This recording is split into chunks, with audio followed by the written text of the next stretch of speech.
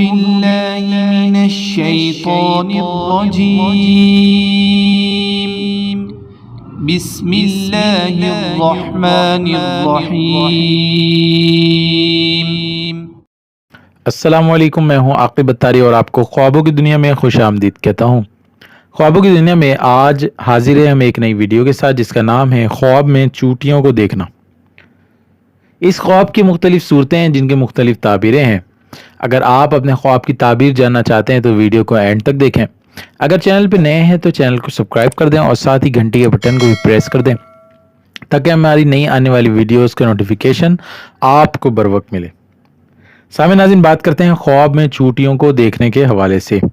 حضرت امام ابن سیرین رحمۃ اللہ علیہ نے فرمایا، اگر کوئی شخص خواب میں دیکھے کہ بہت سے چونٹے اس کے گھر سے نکلے ہیں تو دلیل ہے کہ اس گھر کے لوگ دوسری جگہ تبدیل ہوں گے، اور اگر خواب میں دیکھے کہ اوپر سے چونٹے اس کے گھر میں گئے ہیں تو دلیل ہے کہ چور اس کے گھر میں گھسے گا، اور اگر خواب میں دیکھے کہ اس کے جسم پر بہت سی چونٹیاں جمع ہوئی ہیں یا اس کے منہ سے نکلی ہیں تو اس خواب کی دلیل یہ ہے کہ جلدی ہلاک ہوگا۔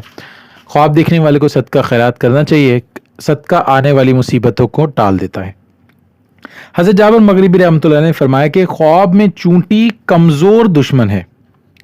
اگر اپنے گھر میں بہت سی چونٹی دیکھے تو دلیل ہے کہ اس کی نسل بہت ہوگی، اور اگر خواب میں دیکھے کہ چونٹے اس کے گھر سے باہر نکلے ہیں تو اس خواب کی دلیل یہ ہے کہ اس کی نسل کم ہوگی۔